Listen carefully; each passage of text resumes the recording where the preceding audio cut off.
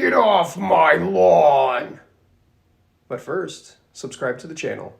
Make sure you hit that notification button so that we get to annoy you every time we upload a video.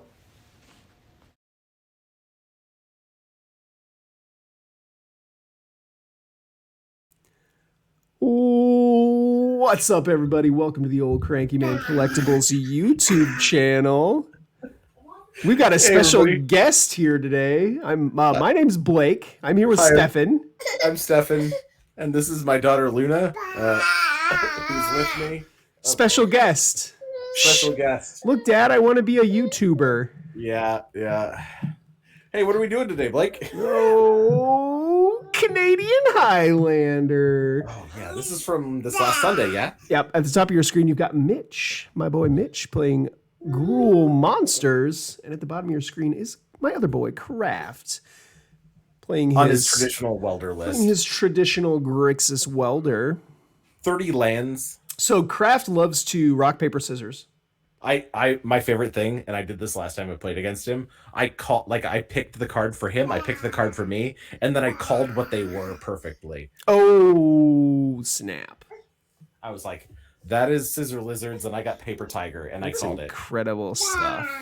It's totally random, but when it works, it's super impressive. So Kraft's points are, as always, Mox Sapphire, Mox Ruby, Mox Jet, and Tolarian Academy. The correct points for Welder. Mitch's points are Mox, I forgot. Soul Ring, probably. Nope. It is a spread that I believe includes Umezawa's Jite, but I am not sure. Oh, then probably Price of Progress in there somewhere, yeah. Yes, there is a Price of Progress in his deck.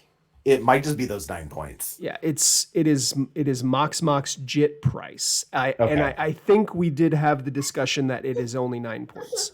Because he could play like crop rotation, but like why gild the lily, right? This is red green monsters. If you see here, he has fetched a Jetmir's Garden into play, and you're asking me the question, what is the white for, Blake? Nothing. Actually, he does. Actually, he has the 2 good initiative creatures, I think. Yeah. But he has all 5 colors of lands in his deck.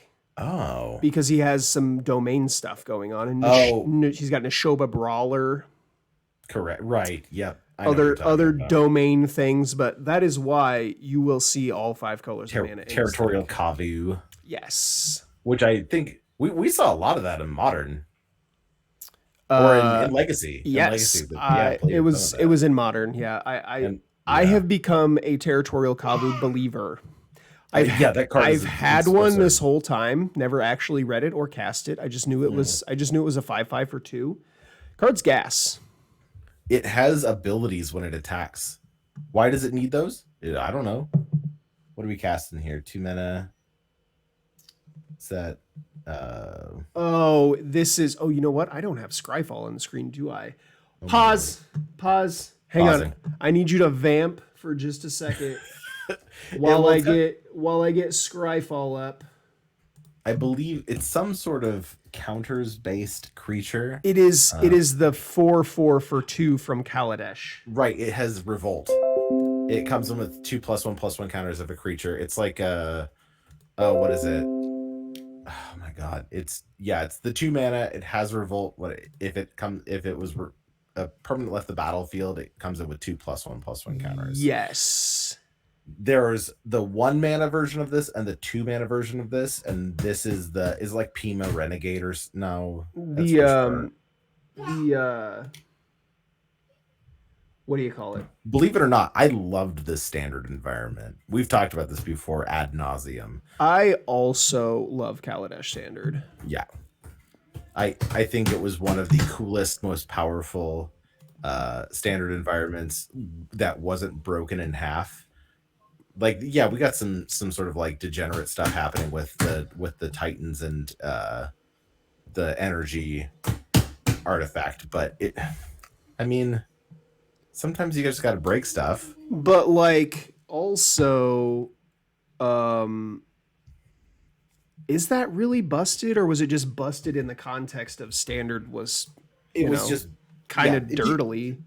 Yeah, there was the unfortunate thing for standard, at least, was that there was no like power analog for Kaladesh in standard. Once Kaladesh came in, it was an 8 where everything else in standard was like a 4. which is true.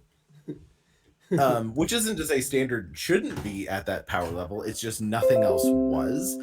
And then we got to like 2019, 2020, and standard power levels were like 9s and 10s for a while with like right.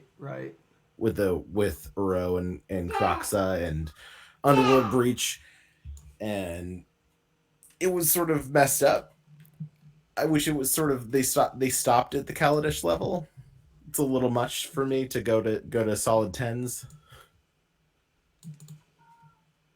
Okay, there. Sorry about that. Completely forgot about Scryfall. You see it on your screen right there now. That is a green wheel liberator. Yeah, I can't see it.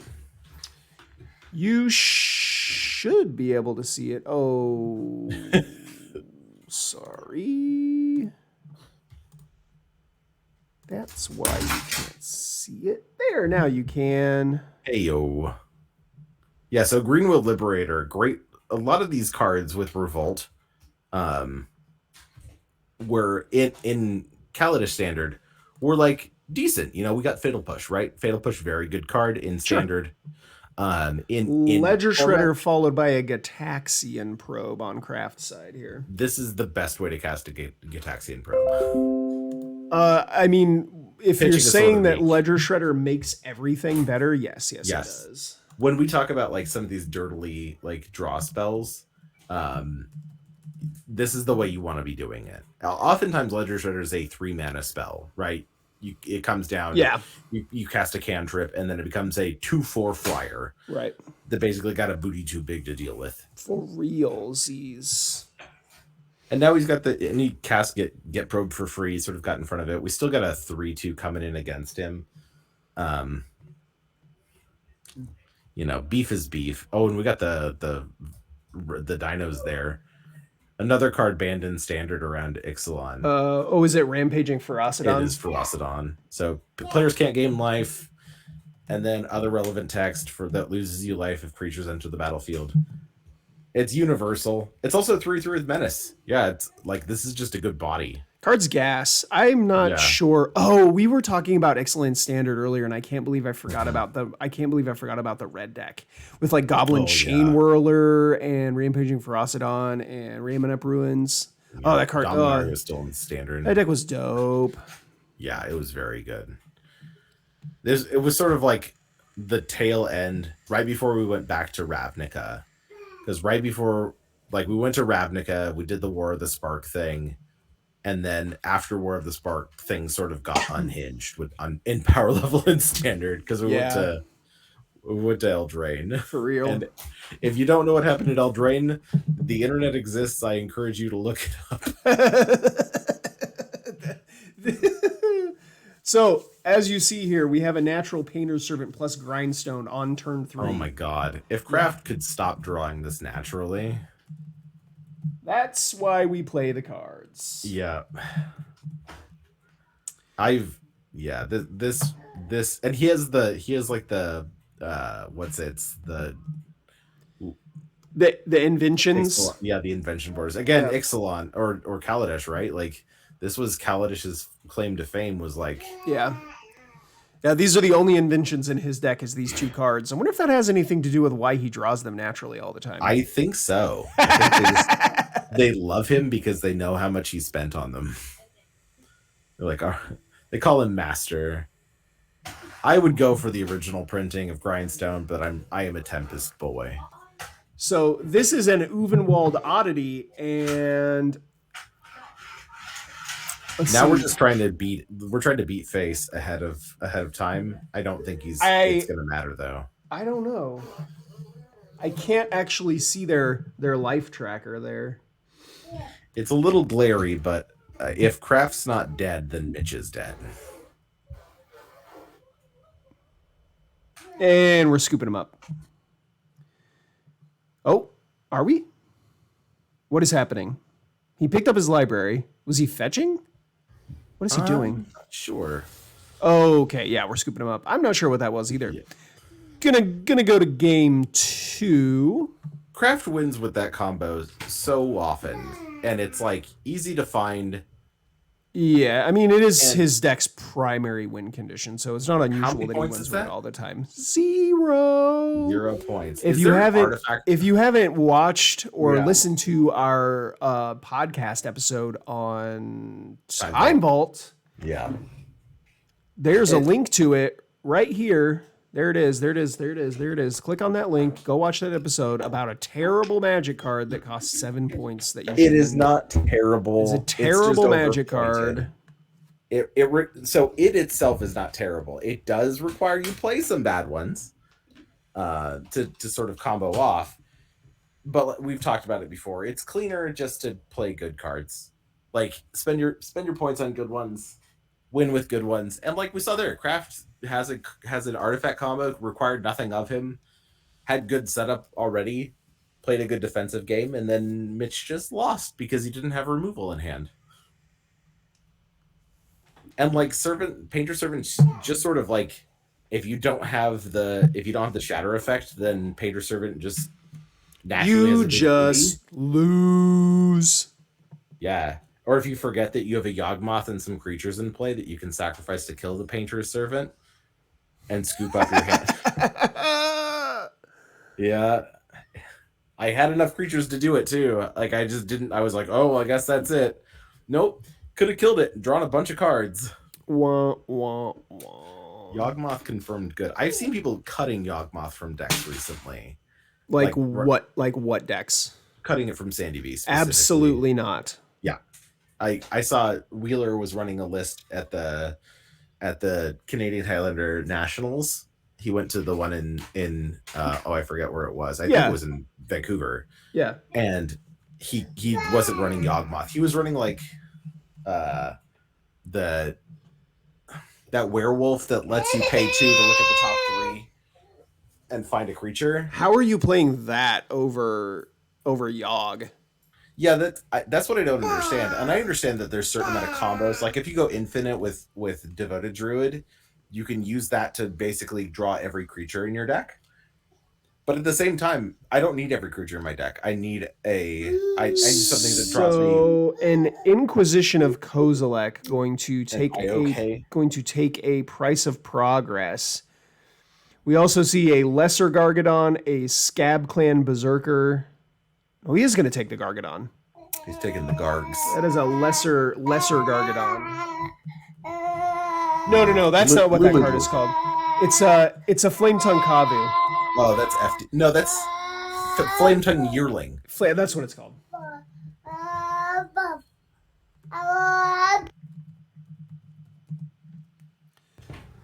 Flame Tongue Yearling. I should learn how to spell.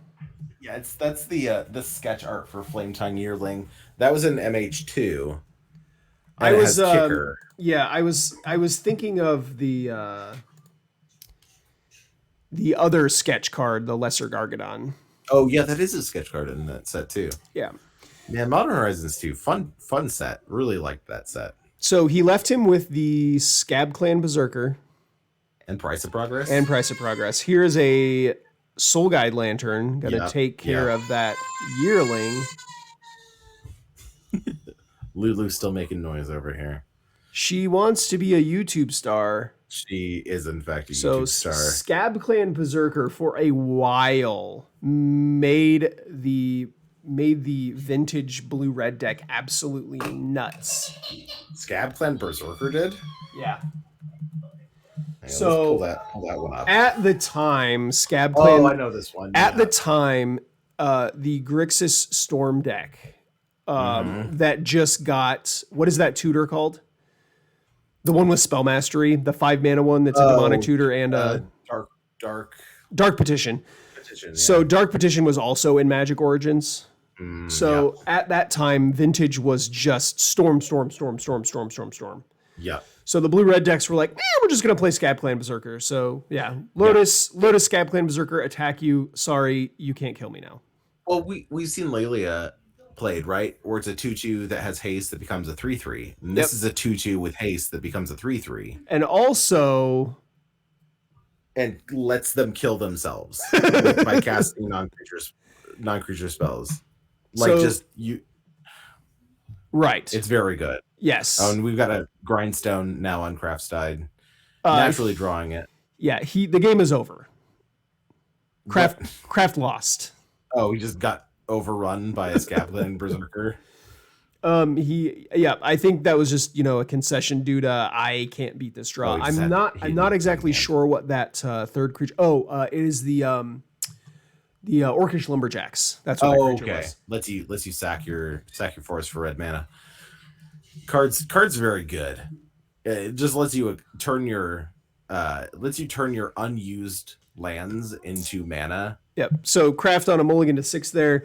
Left with nothing but non-creature spells in his hand, staring down 5 power across the battlefield, and every time he casts a spell, he also gets shocked. Yeah. So just saving himself a little bit of time, scooping him up. Fair enough. I would have done it.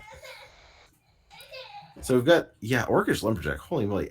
It turns your forests into lotuses. Yeah. I thought it was just 1 mana, and I was like, that's like it's a red mana dork. That's what you do. No, it is 3 manas. That's insane. Oftentimes, this deck functions on very little mana. Also, like very few lands. Love that old school Dan Frazier art. Oh, the Ice Age. Yeah, I've tried to find this card in its old border recently, and it's not easy. I would say this is... How did that orc get a hold of that machinery?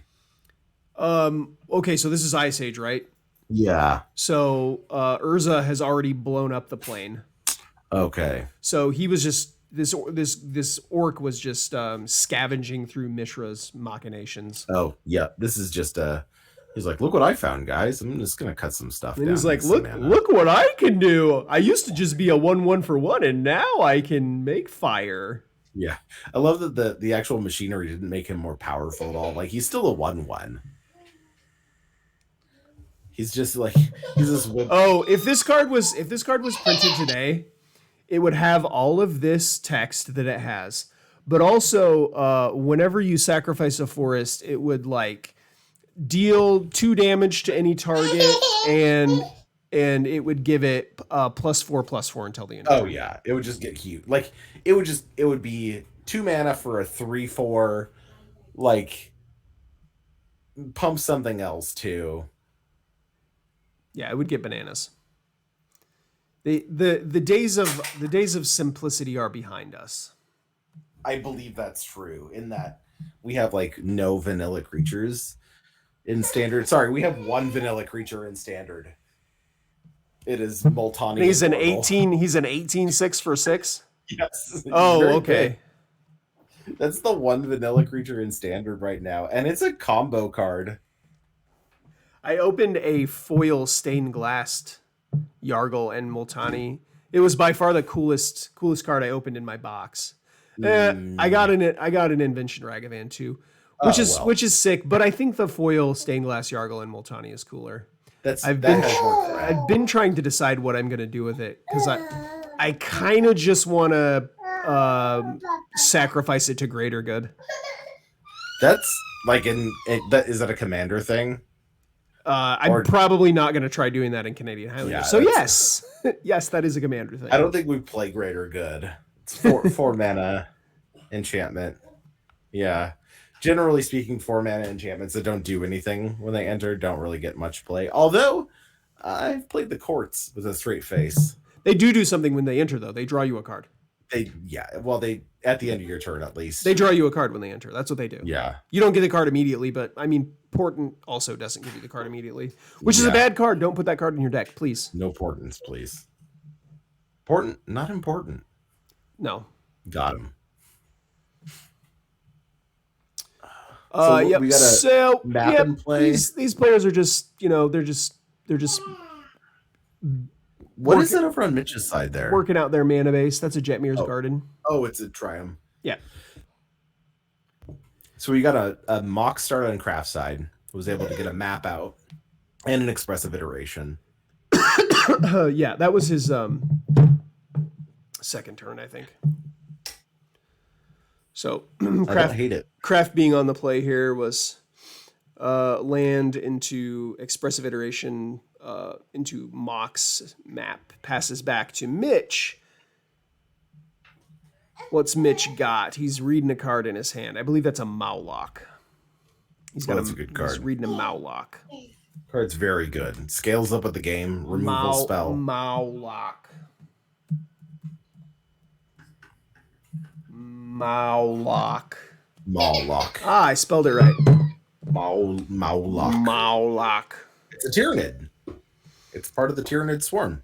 Did you know that the Tyrannid swarm is psychically invulnerable? They are as a species. Jean Grey doesn't do anything to them? Correct. Yeah, they have no psychic presence. That's absolutely incredible. And because the swarm represents the inverse of reality. This is a canoptic spy swarm. That is another 40k card. The canoptic spy swarm's part of the Legion of canoptic scarab swarms. Sorry. Yeah, this card is gas. Yeah, every time Craft has cast this against me, it's made like 5 creatures. It's like a 4-mana 5/5 flyer that also exiles your graveyard. Yeah, it gets value from doing what you already want to do, which is exiling your opponent's yard.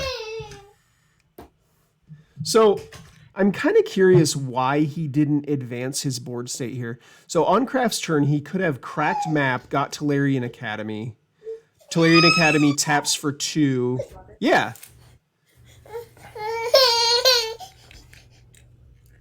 Mama. Sorry. Just saving it for this turn. I'm confused. What is he doing? Sorry, Lulu. Mama's not here right now.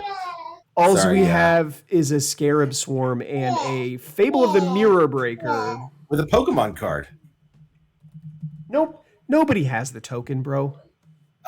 Sean got me one of the goblin tokens at Magic Fest Minneapolis. What a nice guy.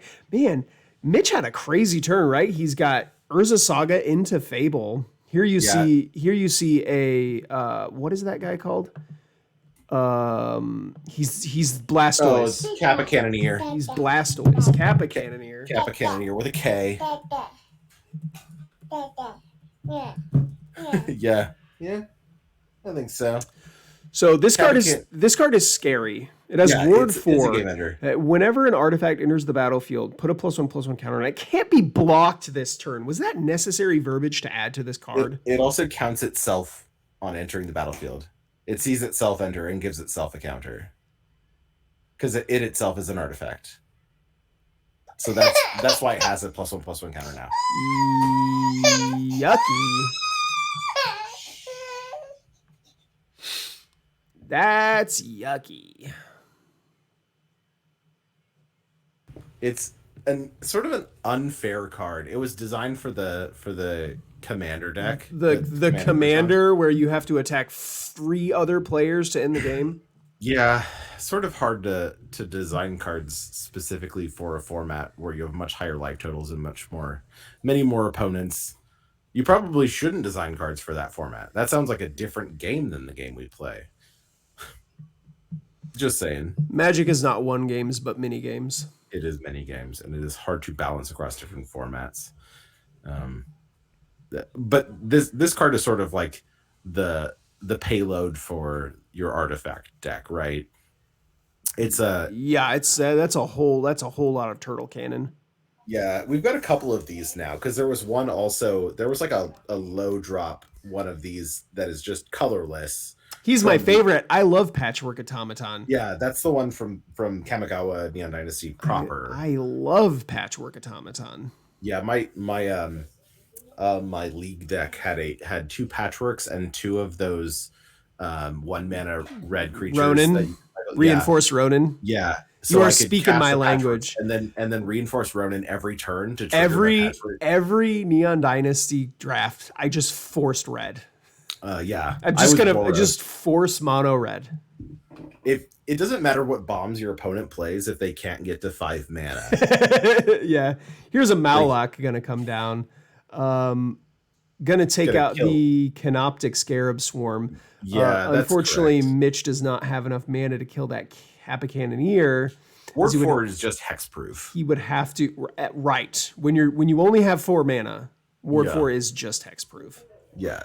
I mean, in general, like there's very few decks that can afford to pay that. Like it's generally just like the heavy green decks, right? So a Deadly Dispute gonna sacrifice this Great Furnace.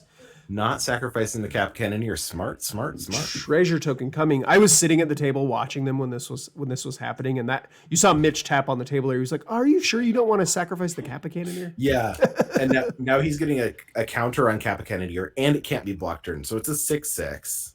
So Mitch's hand here, he reveals a Robber of the Rich, a Chain Lightning, a Beseiju, and I'm not sure what that third card was. Yeah. Man, Kappa Cannoneer, sort of a messed up design. He's getting another counter on it. Because it's not even when he casts an artifact, it's whenever an artifact enters the battlefield. Yeah, so the treasure that Deadly Dispute made put a counter on it. And we've got the Ichor Wellspring. And that guy cannot be blocked this turn, so. Yeah, it's an 8/8. And a 9/9. Oh my god. He's gonna crack that. Draw a card. I think he's just trying to push through. What's Mitch at? Like 19 right now? Mitch is at 19, yes. Yeah, so he's going to make it a 10/10. Painter's Servant, 3 games in a row. What the heck? So he's just going to take away half of Mitchell's life total and represent lethal next turn if he gets to play another artifact. I'm guessing that Kraft has more artifacts in his deck. Yeah, he's got 40-something artifacts in his deck. Yeah, okay. And it also doesn't matter because he has the Goblin Welder now. Oh, yeah. So he doesn't even have to play. He's just He's going to Welder back. Yeah. Welder just going to bring back an artifact and win. Make it unblockable. This is the better version of the artifact decks now. We used to have the decks that sort of focused on they were like they use that what is the enchantment that whenever you cast a spell return all permanents to your hand? Paradox Academy, Paradox Engine. Oh, yeah. Oh, you mean whenever you cast a spell, untap all your that's the one. Non-land permanents? Yeah, so the Paradox Academy was a deck for a long time that I think it just isn't good enough anymore. No, it's like 40% mana rocks, and then your whole deck is built around this one artifact that does nothing. Reminds me of a 7-point artifact we talked about recently. Weird.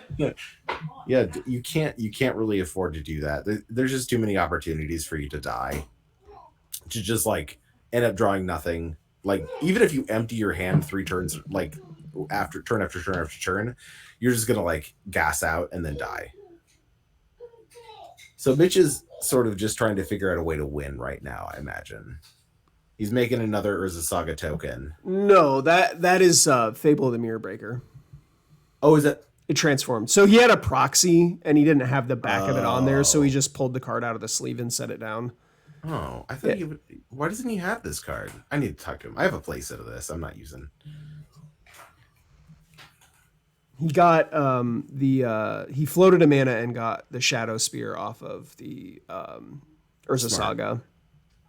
That might buy him a turn because he if he can equip it and attack in with the Mawlock and gain a little bit of life. Yeah, it's probably smart. Because I don't think there's a way for him to sacrifice anything or Kraft to sacrifice any blocker in response. But it has trample anyway. It wouldn't matter.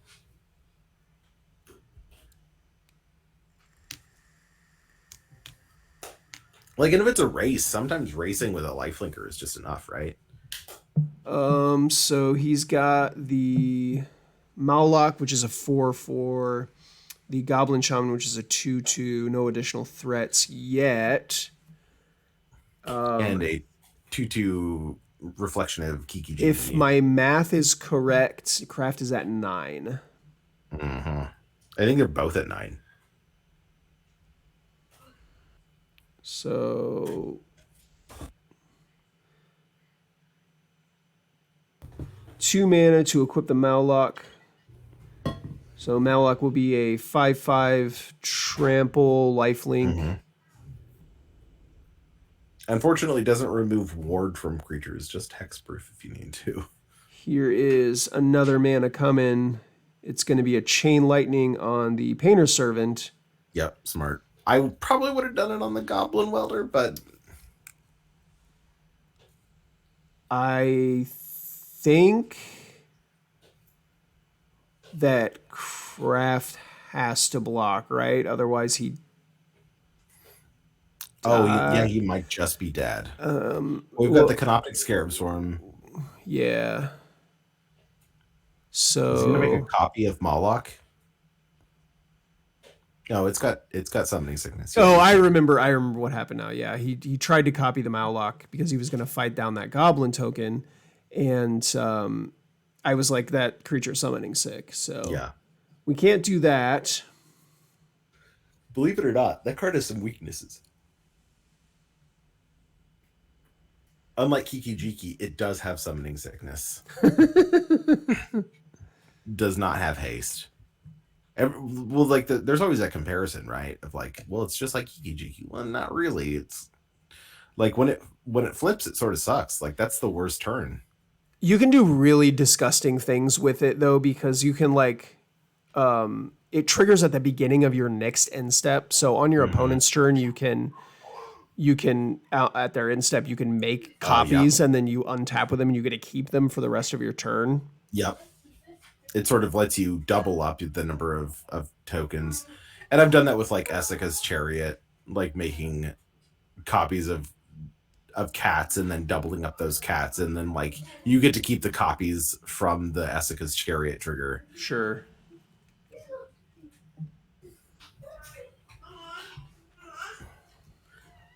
Now both players are sort of in a tough position because like they're both dead.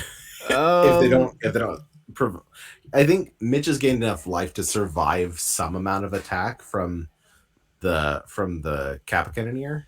So he was at 9. He gains 5 here and goes to 14. Mm-hmm. So here's 3 mana come in. It's going to be Eldritch Evolution.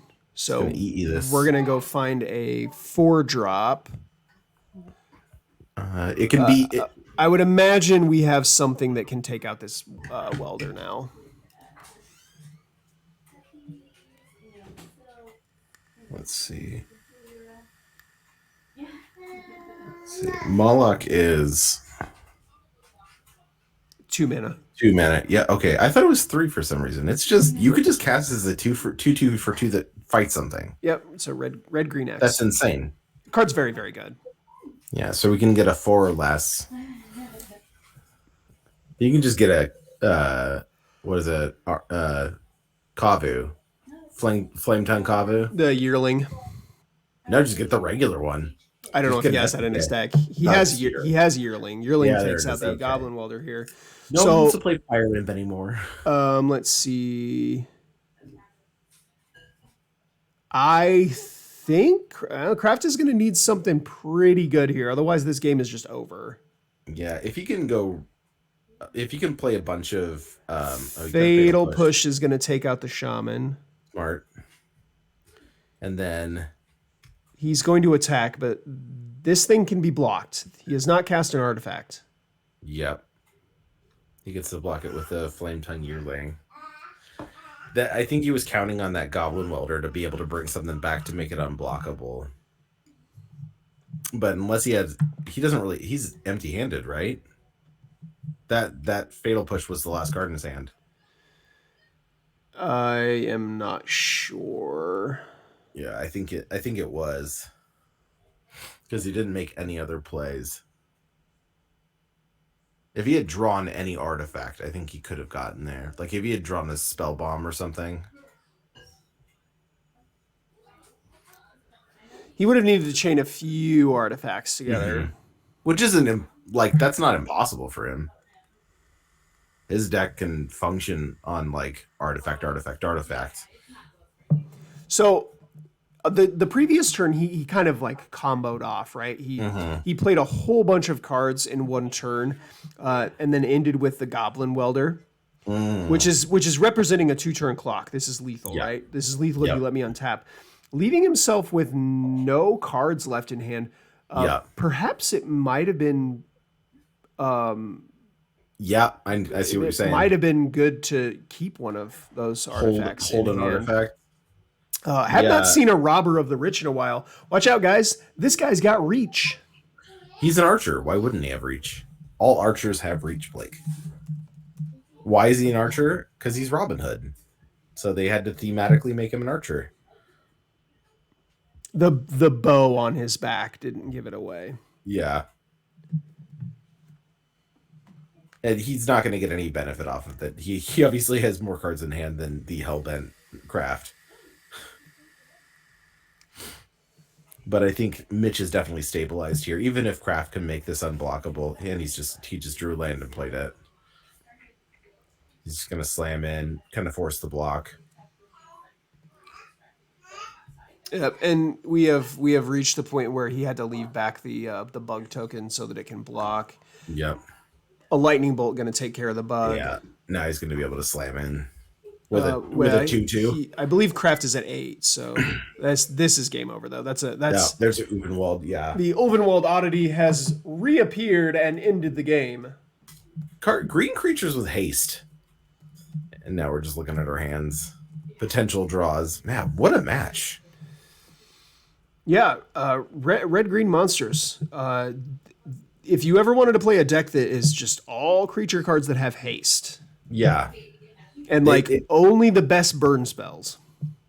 Yet I don't think there are any bad spells in red green monsters. It's just a pile of good cards. Yes. Like it definitely so there's some decks that can sort of afford to play some like iffy cards because they're synergistic with the deck. Red green monsters I don't think has any such luxury. It just has to play the most mana efficient beaters. It's also just like really not looking to do that, right?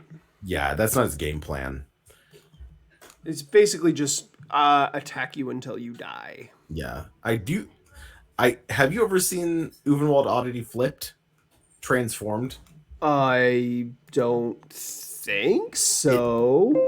I will tell you this: the last time it happened, I didn't let them.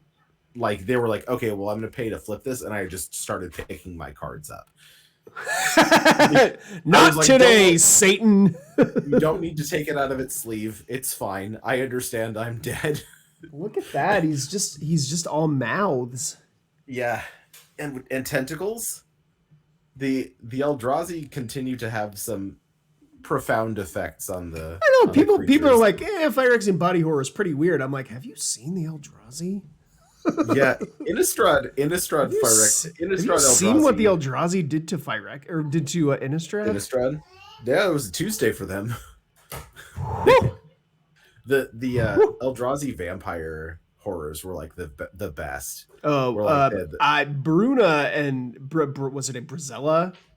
Bruna and Gisela, yeah, it was Brazella. Brazella is gross. Have you ever looked at that art? Oh yeah, it is gross. So good. I love the art direction on that set. Yeah, absolutely. Those 2 sets on that block. That was a block. All right, everybody. Thanks for watching us. Thanks for hanging out for Canadian Highlander. If you want to watch more Canadian Highlander, we stream on the Old Cranky Man Collectibles Twitch channel every Sunday from 2 to 6 p.m. Central.